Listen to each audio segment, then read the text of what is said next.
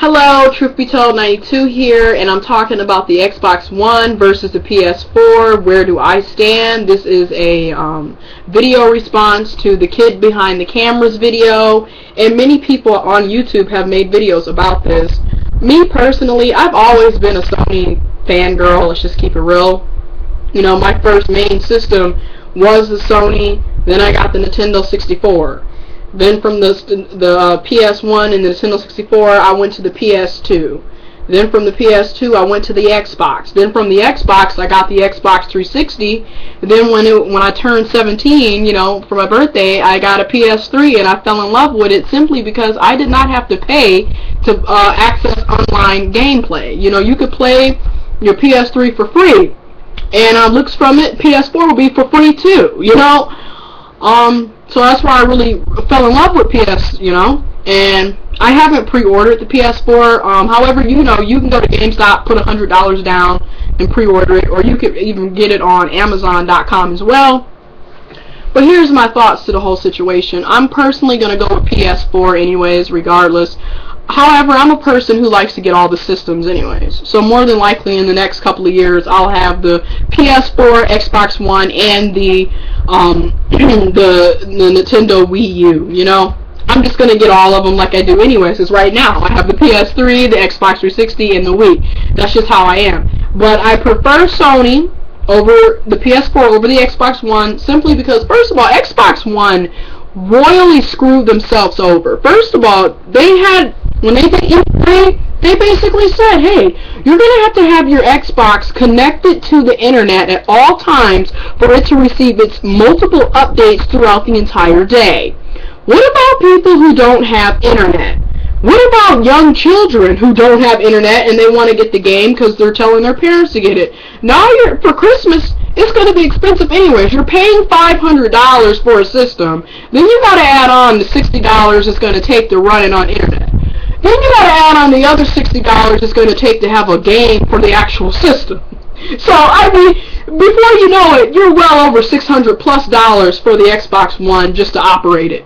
That's a bit much, okay? And the only reason why it's $500 is because they're including the Kinect, which, with all due respect, the Kinect, the PS3 Move, and the Wii, how do I say this? The movement video games have died down. People really aren't excited about that, nor do they really want that. Especially older, more mature gamers who are really more into games like Call of Duty, Battlefield, you know, Saints Row, Grand Theft Auto. We're not really into the whole, I can move, oh my god, we could care less. And I think it's really jacked up how the Xbox One is basically forcing you to get the Kinect. You know, they should have an option of, you just want the basic system, $400. You want the Kinect included, $500. It shouldn't just be take it or leave it. That's where they're screwing themselves. The PS4 debut, $400. Okay, if you look at the specs for the PS4 versus the Xbox One, the PS4 has way more specs. It's more powerful. It is a more powerful system. Okay. Another thing, as far as me pre-ordering it, I haven't pre-ordered it. I may not. I might actually wait a couple of months, maybe up to a year or two. Reason being is, knowing the history of new consoles, you know, when they first come out, they always have problems. The Xbox had the red light of death. The PS3 had the yellow light of death, and the mere fact that a lot of people's Blu-ray players were burning out. So not only could you not play the PS3 games, but you couldn't even watch Blu-rays because the Blu-ray disc had burned itself out. So I'm not saying that's going to happen with the PS4 and the Xbox One, but judging from previous years, you can be a little skeptical to think, you know what, your new system might have a problem. Not to mention, with these just being the first concept for the model, it's going to be the most basic system you'll be able to receive. You know, because as time goes on, they come out with more stuff that comes with the systems.